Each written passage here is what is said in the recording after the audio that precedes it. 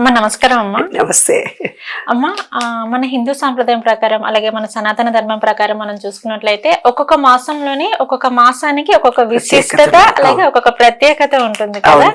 తర్వాత మనకు వచ్చేసి మార్గశిర మాసం. మరి ఆ మార్గశిర మాసం యొక్క విశిష్టత ఏమిటి, దాని ప్రత్యేకత ఏమిటి అంటారు? అంటే ఇప్పుడు పురాణాల ద్వారా శాస్త్రీయం ద్వారా ఎందరో చెప్తున్నారు, రోజు టీవీలో పేపర్లలో మనం వింటున్నాం. దాని ద్వారా కాకుండా నేను సైంటిఫిక్ గా ఈనాటి జనరేషన్ పిల్లలకు అర్థమయ్యేటట్టుగా నేను చెప్పడానికి ప్రయత్నం చేస్తాను. అదే నేను రాసినటువంటి విశ్వ నియమాలు, విశ్వ రహస్యాలు. అంటే ఏంది, ప్రతి మాసానికి, ప్రతి పూజకి, దేవుడిలో ఒక రూపానికి, ప్రతిదానికి ఒక శక్తి ఉంది. ఆ శక్తి ఎలా మనకు విశ్వంలో నుంచి మనం ఎలా రిసీవ్ చేసుకోవాలి, అదే సైన్స్ ప్రకారం ఆధ్యాత్మికతకు అర్థం చెప్పడానికి నేను ప్రయత్నం చేస్తూ పోతున్నాను. ఇప్పుడు కార్తీక మాసం అంతా ఏం జరిగింది, మధ్య మాసము అన్నప్పుడు ఏమవుతుందంటే అది మన ఆజ్ఞా చక్రానికి చాలా పవర్ఫుల్ గా మనకు చంద్రకాంతి అందే రోజులు.